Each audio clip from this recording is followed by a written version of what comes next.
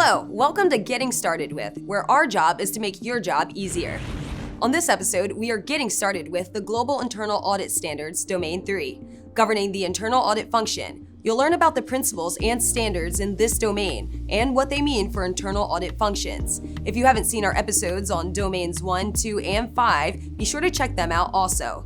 Domains 3 and 4 of the standards are primarily focused on the responsibilities of the Chief Audit Executive, or CAE, the main leader responsible for managing the internal audit function, and the two domains work together. So, what differentiates them? While Domain 4 talks about the CAE's responsibilities for managing the internal audit function, Domain 3 establishes the governance foundations that characterize a robust internal audit function. Every internal auditor should understand these fundamental principles because they are the basis for effective internal auditing. So, let's get started. If you were to compare Domain 3 to the rest of the standards, you'd notice a few unique features. First, this section of the standards has a 2-page introductory section before you get to its first principle, Principle 6. While most people are tempted to skip introductions, trust me, you'll want to read this. It explains an important concept present only in Domain 3, essential conditions. This is our first term to learn, and it's defined in the standards as activities of the board and senior management necessary for the internal audit function to fulfill the purpose of internal auditing, which is described in Domain 1. Remember, Domain 1's purpose statement says, internal auditing strengthens an organization's ability to create, protect, and sustain value by providing the board and management with independent, risk-based, and objective assurance, advice, insight, and foresight. That's a tall order. And to do all those things, the internal audit function needs the right governance arrangements. Those conditions require the CAE to collaborate with and have the support of the board and senior management. So, Domain 3 starts by requiring the CAE to meet with the board and senior management to discuss the purpose of internal auditing, the essential conditions outlined in each Domain 3 standard, and the potential impact on the internal audit function if the board or senior management does not agree to provide the support described in the essential conditions. In each standard, you'll see essential conditions listed for the board and senior management. Domain 3's introductory section explains what CAEs must do if they are unable to agree with the board or senior management on one or more essential conditions. Here's a pro tip. Learn who makes up your organization's board. When you see the term board in the standards, remember, it's a broad term that encompasses various governance arrangements. It's the highest level body responsible for an organization's governance. Principle 6, authorized by the board, states, the board establishes, approves, and supports the mandate of the internal audit function. The standards uses the word mandate here to mean the authority, role, and responsibilities of the internal audit function. This principle is important because it recognizes that the board ultimately grants the internal audit function its authority, and that senior management needs to participate in discussions, provide input, and support internal audit's authority, role, and responsibilities. Standard 6.1, Internal Audit Mandate, gives more details, including that the mandate must be discussed with the board and senior management. Also, the CAE needs to periodically review the mandate to determine whether it needs updating, so that internal audit can continue to accomplish its objectives and achieve its strategy. Another requirement is that the CAE must document or reference the mandate in the internal audit charter.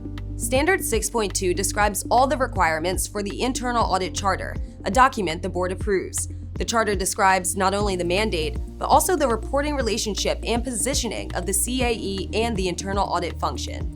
Standard 6.3, Board and Senior Management Support, requires the CAE to provide the board and senior management with the information they need to support the internal audit function and promote its recognition throughout the organization. In the essential conditions, this standard lists several important ways the board can demonstrate support for the internal audit function.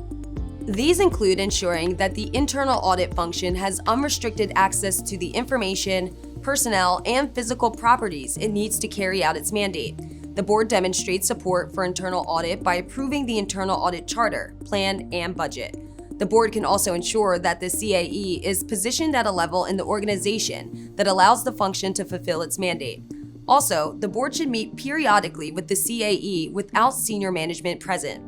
Of course, senior management support for these essential conditions is also crucial for success. Principle 7, positioned independently, says, the board establishes and protects the internal audit function's independence and qualifications. This principle is one of the most important. For the internal audit function, independence is the freedom from conditions that impair its ability to carry out its responsibilities in an unbiased manner.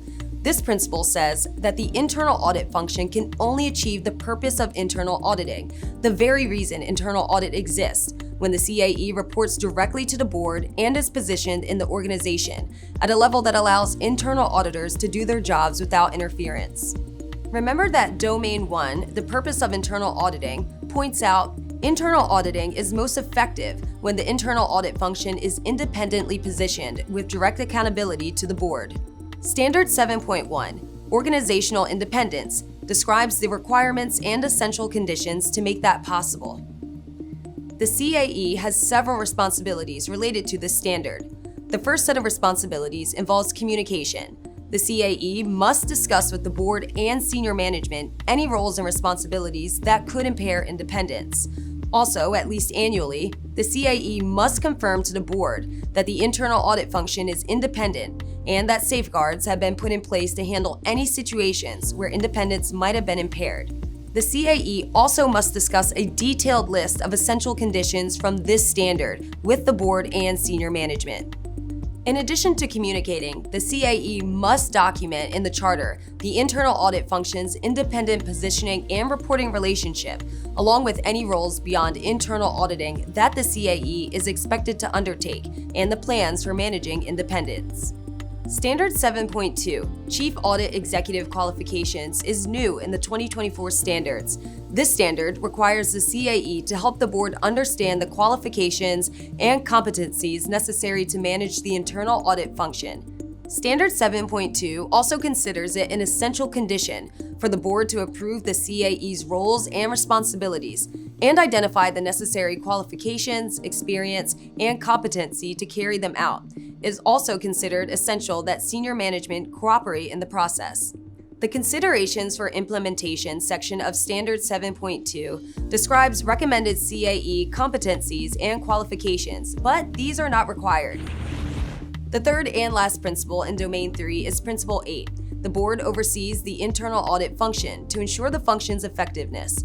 This principle is about establishing collaborative and interactive communication between the board and the CAE, ensuring the internal audit function obtains sufficient resources to fulfill the internal audit mandate, providing the board with assurance about the quality of the performance of the CAE and internal audit function.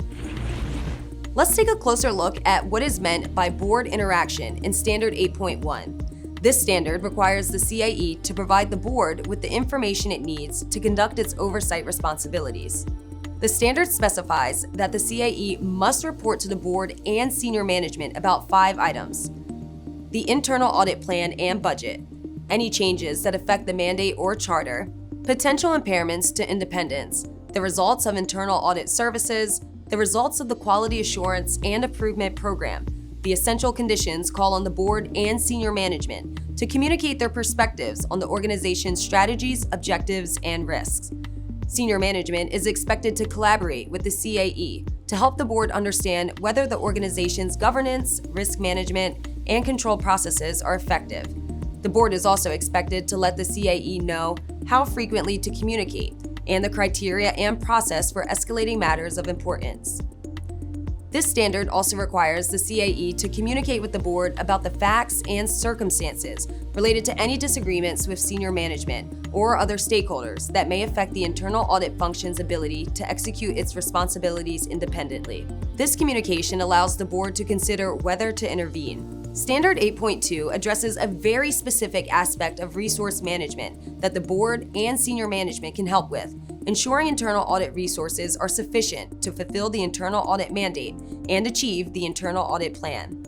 Standard 8.2 requires the CAE to evaluate whether internal audit resources are sufficient to do this. If they are not, the CAE must develop a strategy to obtain sufficient resources. The CAE also must inform the board about the impact of insufficient resources. Because the board and senior management agree to the internal audit mandate and plan, it makes sense that the essential conditions in this standard call for the board to collaborate with senior management to provide sufficient resources. Standard 8.3, Quality, sums up the elements of the internal audit function's quality assurance and improvement program, which the CAE is responsible for developing, implementing, and maintaining. The quality program still includes internal assessments, which are completed by the CAE and internal audit function, and external assessments, which add a layer of independent external validation. The CAE must communicate the program results to the board and senior management. Communications include reporting on the internal audit function's conformance with the standards and achievement of its performance objectives, compliance with laws and/or regulations relevant to internal auditing, plans to address the function's deficiencies and opportunities for improvement. The essential conditions specify how the board and senior management are involved. Both parties give input on assessing the function's effectiveness and efficiency. Senior management provides input on the internal audit function's performance objectives, and the board approves the performance objectives at least annually and assesses the function's progress towards them. The board also reviews and approves the CAE's plan for an external quality assessment, or EQA, which is covered in Standard 8.4. Here's a pro tip. Remember that the EQA must be performed at least once every 5 years by a qualified independent assessor or team of assessors, with one being a certified internal auditor.